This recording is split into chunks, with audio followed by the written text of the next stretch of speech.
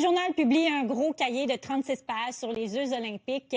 Il y a, entre autres, le portrait des 51 athlètes québécois qui vont y participer.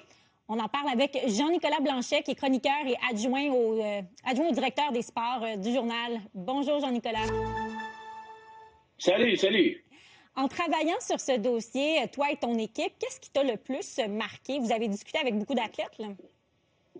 Oui, bien, ce cahier-là, il sert vraiment à. Puis c'est ça qui m'a le plus impressionné, c'est quand même des athlètes au Québec. On en a des athlètes qui sont attachants.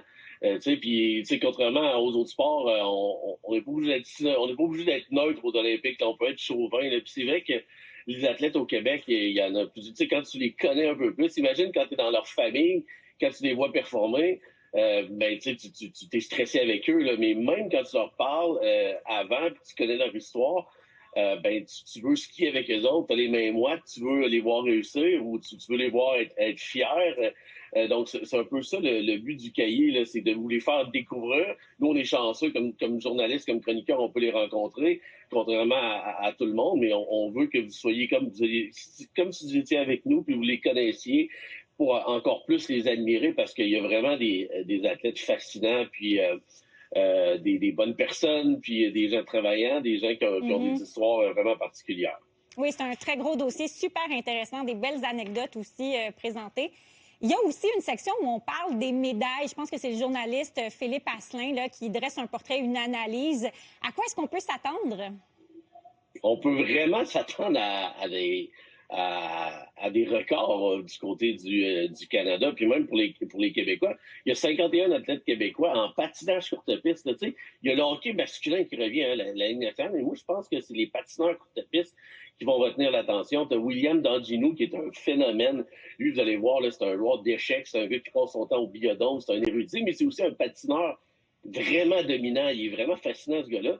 Il pourrait gagner plus de médailles d'or que le Canada a gagné une médaille d'or au dernier Jeux d'hiver.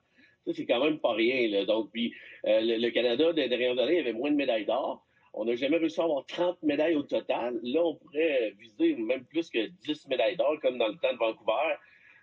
Puis, même dépasser le cap des 30 médailles, ce qu'on n'a jamais vu. Là. Puis là, je veux pas mettre trop de pression, là, mais je suis pas le seul à être emballé et à être optimiste.